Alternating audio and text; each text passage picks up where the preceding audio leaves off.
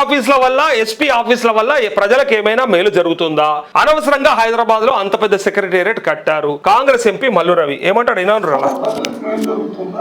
పెద్ద పెద్ద కలెక్టర్ ఆఫీసులు, పెద్ద పెద్ద ఎస్పీ ఆఫీసులు, వాటి వల్ల ప్రజలకు మేలు జరుగుతుందా?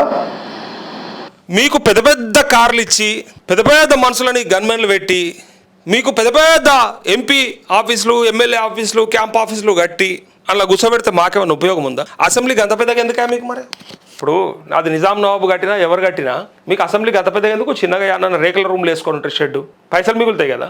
సిగ్గుందా ఆయనకేమన్నా? ఎంపీ కదా, కొంచెమన్నా కామన్ సెన్స్ ఉండి మాట్లాడుతున్నాడా?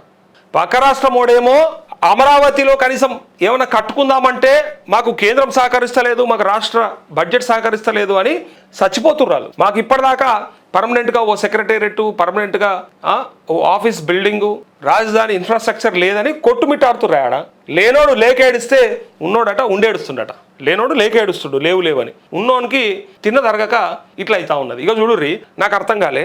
రాష్ట్రం వేరుపడ్డది, మన రాష్ట్రం మనకు వచ్చింది అంటే సమీకృత కలెక్టరేట్లు ఉంటే నష్టమైందా నీకు? అది ఆస్తి కాదా? అది ప్రజల ఆస్తే కదా. నీ ముళ్ళు ఏం పోయింది? నాకు అర్థం కాదు. ప్రజలకేమో ఉపయోగపడ్డది అంటే పరిపాలనా సౌలభ్యం కోసమే కదా కట్టుకుంది. ఇప్పుడు అప్పుడున్న సెక్రటేరియట్ ముందర ఏనాడన్నా పోయి ఫోటో దిగినా మరి ముఖానికి? ఎవరైనా పోయినరా? ఫోటోలు దిగినరా? ఇప్పుడు ఎందుకో మరి రీల్స్ మీద రీల్స్ చేస్తున్నారు అందరు కూడా, పోయిన వాళ్ళంతా కూడా అని ఇలా ఇది చూసినటువంటి వాళ్ళు చాలా మంది తిడుతున్నారు. ఇప్పుడు ఎట్లా మాట్లాడుతున్నారు అంటే వీళ్ళు అవన్నీ కట్టుకోవాల్సిన అవసరం ఏమున్నది అని అంటున్నాడు. మీకు ఎందుకని 170 కోట్ల హెలికాప్టర్? మరి ఈ పీకుడు గాళ్ళకి 170 కోట్ల హెలికాప్టర్ ఏమక్కర మీకు? అది కాకుండా ఇంకొకటి అర్థం చేసుకోరి, ఫ్యూచర్ సిటీ అని చెప్పి 30,000 కోట్లతోని 30,000 ఎకరాలతోని 30,000 ఎకరాలతో ఫ్యూచర్ సిటీ అని చాలు చేస్తారు. ఏమక్కర గంత పెద్ద సిటీ? మరి 1200 కోట్లు పెట్టి గంత పెద్ద సెక్రటేరియట్ కడితే దాని ముందు పోయి ఫోటోలు దిగుతుర్రు, రీల్స్ చేస్తుర్రు, దాని ముందర బ్రహ్మాండంగా ఆహా ఓహో అని చెప్పి పక్క రాష్ట్రాల నుంచి వచ్చిన వాళ్ళు కూడా భలే ఉందే కట్టడం అని చెప్పి మాట్లాడుతుంటే సిగ్గుపడాలి వీళ్ళు చెప్పేది. ఈ మాటలు వింటుంటే అవసరమేముందే అంటాడు. మేము అడుగుతున్నాం, మీకు 2.5 లక్షల జీతం ఏమో అవసరమే? తీసుకున్నట్టు బంద్ చేయరు కదా. మీకు ఎందుకే కార్లు, డీజిల్లు అవన్నీ కూడా అక్కర్లేదు కదా. ఏం మాట్లాడుతున్నారు, ఏం చెప్తున్నారు వీళ్ళు? మన అస్తిత్వం అది, మన ఆత్మగౌరవం అది, మన కలెక్టర్ ఆఫీసు, మన సెక్రటేరియట్, మన అసెంబ్లీ, మన రాష్ట్రం ఏం అంటే బిచ్చగాళ్ళ లెక్క ఉండమంటావా? ఇలా మీరు మాట్లాడే మాట ఎట్లా ఉన్నదంటే బిచ్చగాళ్ళ లెక్క వేరే రాష్ట్రం మీద ఆధారపడో లేకపోతే అక్కడిక్కడ పోయి మీటింగ్లు పెట్టుకొని రమ్మంటారా?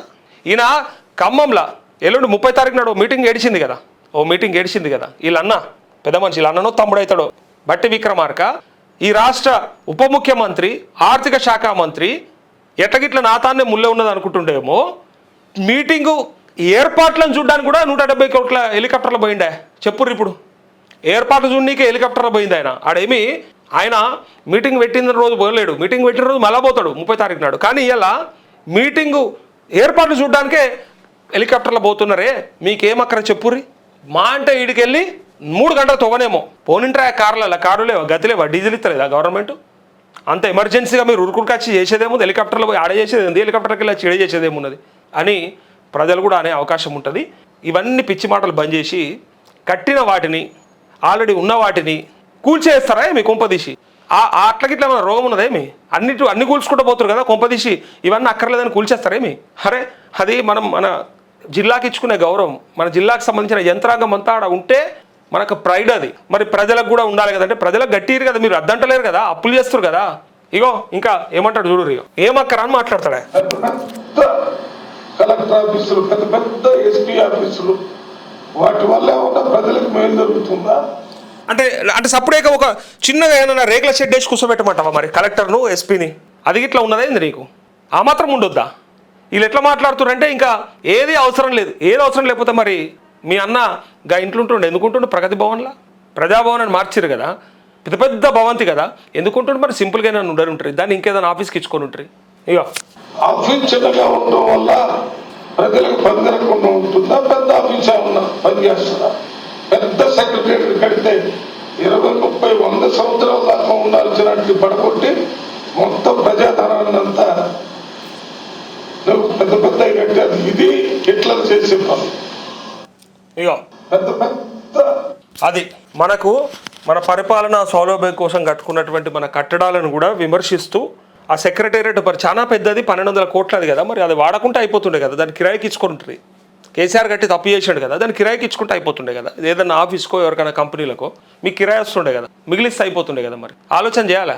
అది చేయకుండా మరి మీరెందుకు దాన్ని వాడుకుంటున్నారు అంటే అన్న ఉన్నది కాబట్టి వాడుకుంటున్నాం, వాడుకోకుండా ఏం చేయమంటామని మాట్లాడేటోళ్ళు ఉంటారు కొంతమంది. తగ్గించమంటారు కదా, మీరు ఏది తగ్గిస్తున్నారు? 70 సార్లు పోయేస్తాడు ఆమె ముఖ్యమంత్రి ఢిల్లీకి. ఒక్కసారి కాదు, 2 సార్లు కాదు, 3 సార్లు కాదు, 2.5 ఏళ్ళలో 70 సార్లు పోయేస్తాడా? ఏం పనివా 70 సార్లు? ఎంతమందిని కలిసినావు, ఎంతగానో తీసుకొచ్చినావు? 70 పైసలను తెచ్చినరా? ఇప్పటిదాకా 70 సార్లు పోయొచ్చారు కదా, 70 పైసలను తెచ్చినరా? వచ్చినాయా అని వాళ్ళు అడిగితే ఏం సమాధానం చెప్తావు చెప్పాలి. ఇంకోటి, మీరు చేస్తున్నటువంటి వృధా ఏదైతే ఉందో, ప్రత్యేక విమానాలు, మీరు పెడుతున్నటువంటి మీటింగులు, సభలు, ఏమక్కర్నా నువ్వు ఇచ్చే 9,000 కోట్ల రైతు బంధు కోసానికి ఓ 100 కోట్లు పెట్టో మీటింగులు పెడుతున్నారు, పెట్టినప్పుడల్లా 100 కోట్లు పెట్టో మీటింగ్ పెడుతున్నారు. తమాషా అయిపోయిందా అని ఇలా ప్రజలు నిన్న కూడా అడిగారు, నిన్న కూడా చాలామంది కామెంట్ చేశారు, చూసారు కదా. ఇప్పుడు ఈ మల్లు రవి గురించిగా ఎవరెవరు ఏమన్నారో ఒకసారి చూస్తే మీరు పరిశాన్ అయిపోతారు. ఇలా మన కలెక్టరేట్లు, మన ఎస్పీ ఆఫీసులు అక్కర్లేదని చెప్తున్నాడు. జిల్లాలు చేసుకున్నాం, ఆడ సమీకృత భవనాలు నిర్మించుకున్నాం, దాని ద్వారా పరిపాలన సౌలభ్యం పెరిగింది, అది మన ప్రైడ్, మన గర్వం, మన గౌరవం. అది కాదట వీళ్ళకి. ఆహా, ఎట్లయిపోయారంటే వీళ్ళు కేసీఆర్ చేసింది ఏదైనా సరే తప్పే. ఇక నడిస్తే తప్పు, కూర్చుంటే తప్పు, లేస్తే తప్పు, పంటే తప్పు అన్నట్టు, ఆయన కట్టింది తప్పు, ఆయన నిలబెట్టింది తప్పు, ఆయన చేసింది తప్పు అన్నట్టు అయిపోయింది. అన్నిట్లో ఏదో ఒక లోపం, అన్నిట్లో ఏదో ఒక తప్పును వెతకాల్సిందే, తీయాల్సిందే, అది తీసుకొచ్చి ఏమక్కరని చెప్పాల్సిందే. ఏమక్కరా అని మీరు అన్నప్పుడు మేము కూడా అదే చెప్తాం. 30,000 ఎకరాలతో ఫ్యూచర్ సిటీ ఎవరి అవసరానికి కడుతున్నారు ఒకటి. ఇంకోటి, ఇలా మూసి పరివాహక ప్రాంతంలో ఉన్న పేదలందరినీ ఎలగొట్టి మరి అక్కడ ఏదో నైట్ ఎకానమీ క్రియేట్ చేస్తా అంటున్నావు కదా, దానికి ఖర్చు పెట్టే 150,000 కోట్లు ఎవరికి అక్కరా? ఎవడు అడిగిండు? ఎవడు చెప్పిండు మీకు? ఎవడు చెప్పిన కథ ఇదంతా? ఇగో పెట్టిరు కదా. ఇగో అలా అయితే మీ కాంగ్రెస్ సర్కార్ 30,000 ఎకరాల్లో శ్రీశైలం హైవేపై ఫ్యూచర్ సిటీ నిర్మాణం చేపట్టారు ఎందుకు? ఏమక్కర 30,000 ఎకరాలతో బరాబర్ అడిగిండే సార్. మీరు కూడా మీరు కాదు మేమే వేస్ట్ అని మీలాంటి వాళ్ళను అక్కడ కూర్చోబెట్టడం కదా మాదే తప్పంటూ ఇంకా చూడుర్రి. ఇగో ఊరంతా గాంధీల విగ్రహాలు పెడితే మాత్రం ఉపయోగం బాగుంటుంది. చూడుర్రి, కామెంట్లు చూడండి. ఇంకా మంట మండుతున్నట్టు ఉంది ఆనవాళ్ళు చూస్తుంటే. నెక్స్ట్ 30 డిస్ట్రిక్ట్స్ ఎందుకంటారు అసలు, తర్వాత తెలంగాణ రాష్ట్రం ఎందుకంటారు? జోకర్స్ అంటూ వీళ్ళని జోకర్లుగా పరిగణిస్తూ తను అనేది ఏంటంటే, ఇలా ఇదంటారు కదా, రేపు 30 జిల్లాలు ఎందుకు, ఇంకా ఆయనతో అన్ని కలిపి మళ్ళీ 10 చేసేద్దాం, పాత 10 జిల్లాలు సరిపోతాయని చెప్పి మళ్ళీ జిల్లాలు కూడా మారుస్తారు. తర్వాత రాష్ట్రం కూడా ఎందుకని రాష్ట్రాన్ని కూడా మళ్ళీ పాత రాష్ట్రం తయారు చేసేస్తారు, తెలంగాణ రాష్ట్రం అక్కర్లేదంటా ఉన్నారని.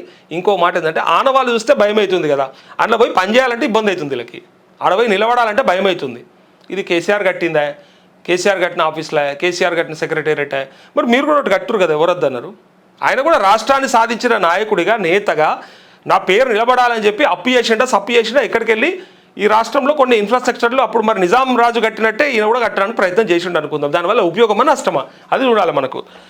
ఇంకా బూతులు, ఎవడి లుచ్చగాడు ఒక టేబుల్ వేసుకొని మీటింగ్ మైక్ పెట్టుకుంటే అయిపోతుంది కదా, వీడు చెప్పే సొల్లుకి అంత సెటప్ ఎందుకు అంటూ ఓకే అనకుర్రా. అట్లాంటి ఎంపీ, ఆయన గౌరవ ఎంపీ రాహుల్ గాంధీ, ఇందిరాగాంధీ బొమ్మలు పెట్టుకొని బతికే వాళ్ళు, వీళ్ళకంటూ మెదడులో విషమెత్తైన గుజ్జుంటే ప్రజల గురించి ఆలోచించడానికి వీళ్ళ వల్ల ప్రజలకు ఏమైనా లాభం ఉందంటారా అంటూ.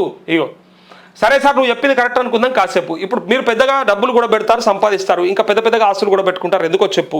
ఇంకా పెద్ద కార్లు తిరుగుతారు, ఉపయోగం ఉంటాయంటారా? భవిష్యత్తు కోసం విజన్ ఉండడం తప్పంటారా? ఈ ముక్క మీ సీఎం సార్కి చెప్పు. 100 ఎకరాల్లో హైకోర్టు కడుతున్నా అని తెగెగురుతున్నాడు అంటూ, హైకోర్టు 100 ఎకరాలు ఏమక్కరని ఇక్కడ కామెంట్స్. కాంగ్రెస్ని ఎవరు ముంచనవసరం లేదు, రోజుకో ప్రెస్ మీట్తో వెళ్ళే ముంచుతారు. ఇది పక్కా తెలుసా? హనుమంతరావు జోకర్లు ఎవరైతే ఉన్నారో, హనుమంతరావు దగ్గర ఉండేటోళ్ళంతా జోకర్లేనట, నాకు తెలియదు, కామెంట్లు వచ్చినాయి. ఆ జోకర్ గాళ్ళతో మాట్లాడించి వీళ్ళు ఉన్నది కాస్త కథం పట్టించుకుంటున్నారు, నాశనం పట్టించుకుంటున్నారు. ఆ బేబీ కటింగ్ దగ్గర ఉండేటువంటి జోకర్ గాళ్ళతో అందరితో మాట్లాడించి ఇలా కాంగ్రెస్ పార్టీని ఇంకా దిగజారుస్తున్నారని పాపం వాళ్ళ కాంగ్రెస్ కార్యకర్తలే మాట్లాడుతున్నారు. ఎందుకు ఆయనకు ఉన్న జాలు ఉండక ఈ ఇద్దరు అయ్యగొడుకులు జాలు మా పార్టీని నాశనం చేయడానికి. అటు మైనంపల్లి రోహిత్, ఇటు ఈయన మైనంపల్లి హనుమంతరావు, ఈ ఇద్దరు జోకర్ గాళ్ళు వాళ్ళ కింద ఉండేటువంటి లోఫర్గాలతో మాట్లాడించి అలా పార్టీని కథం పట్టించేస్తున్నారని కాంగ్రెస్ కార్యకర్తలు కామెంట్లు చేస్తుంటే నాకు బాధేస్తుంది. జర్రా పార్టీని కాపాడుకోవాలంటే వాళ్ళని కంట్రోల్ చేసుకోవాలని వాళ్ళంతలాలి చెప్పుకుంటున్నారు. అదొకటి ఉండగా ఇప్పుడు ఇసొంటోళ్ళందరూ కూడా చూడుర్రి, ఈ జోకర్ గాళ్ళు వీళ్ళు ఏందబ్బా, వీళ్ళు చాలు ప్రెస్ మీట్ పెడితే సరిపోయా, వీళ్ళతో కథమైపోతుంది పార్టీ అని చెప్పి అంటున్నారు. అమీర్పేట్ సర్కిల్లో ఎన్టీఆర్ స్టాచ్యూ వల్ల ఎవరికి ఉంది యూజ్? ఎస్, రేవంత్ రెడ్డి చెప్పినటువంటి పెట్టినటువంటి స్టాచ్యూ ఏదైతే ఉందో దానివల్ల ఎవరికి ఉపయోగం చెప్పాలి, ఎవరికి ఆ స్టాచ్యూతోని వచ్చే లాభం ఏంది? ప్రజలు అడుగుతారు. ఈ ప్రశ్నలకు సమాధానం చెప్పాలి. పట్టించుకోవద్దు ఇవి అని, ముసలోడు కదా చూసుకుందాం ఎక్కువ ఉంటుంది అప్పుడు ఖాళీ ఉండదని ఇంకా ఏదో. అలాగే ఎంపీల వల్ల కూడా ఉపయోగం లేదంటున్నారు, అందరినీ పీకేస్తే పోలా. అయ్యో మీ పదవులే పోయేటట్టున్నాయి, మీరు ఇట్లా మాట్లాడుతుంటే మీ పదవులే అవసరం లేదంటారు ప్రజలు. అదే మాకు ఇచ్చి ఉంటే మొత్తం నాకేసే వాళ్ళమా? అట్లా జోకర్స్ గవర్నమెంట్ నడుపుతున్నారా లేకపోతే సర్కస్ నడుపుతుర్రా? అక్కడ దరిద్రం రా మాకు దిక్కుమల్ల కాంగ్రెస్.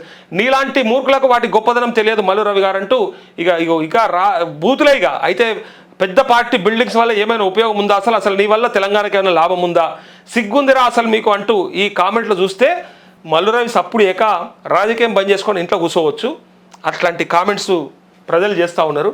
ఈయన తలకాయ ఉండి మాట్లాడుతుండా లేక మాట్లాడుతుండా అని చెప్పి మాటలు ఏవైతే ఉన్నాయో అది కొంచెం నాకు బాధ అనిపిస్తూ ఉంది. ఒక ఎంపీ, గౌరవ ఎంపీ, నాగర్ కర్నూలు ఎంపీ, ఆయనను అట్లా తక్కువ చేసి నేను కూడా ఇంటర్వ్యూ చేసిన ఆయన్ని, ఆ ఎంపీ సాబ్ని. అంటే అప్పుడు మాజీ ఎంపీగా ఉన్నప్పుడు ఇంటర్వ్యూ చేసిన. సరే జీర గొంతుతోని బ్రహ్మాండంగా మాట్లాడుతాడు, అది వేరే విషయం. ఆయన గొంతు చాలా డిఫరెంట్గా ఉంటుంది, వింటే పక్క ఏమంటారు డబ్బాల గులకరాలు వేసి ఊపినట్టు గరగర అంటది, కానీ సబ్జెక్ట్ మంచిగా ఉంటుంది అని చెప్పి నేను కూడా ఇంటర్వ్యూ చేసిన. కానీ తీరా చూస్తే ఆయన బుద్ధి ఏందయ్యా అంటే గిసొంటి కురుస బుద్ధి అంటారు వీళ్ళని అందరినీ కూడా. అందుకే లిల్లిపుట్లు అని పిలుస్తారు, వీళ్ళది కురుస బుద్ధి అంటారు వీళ్ళని.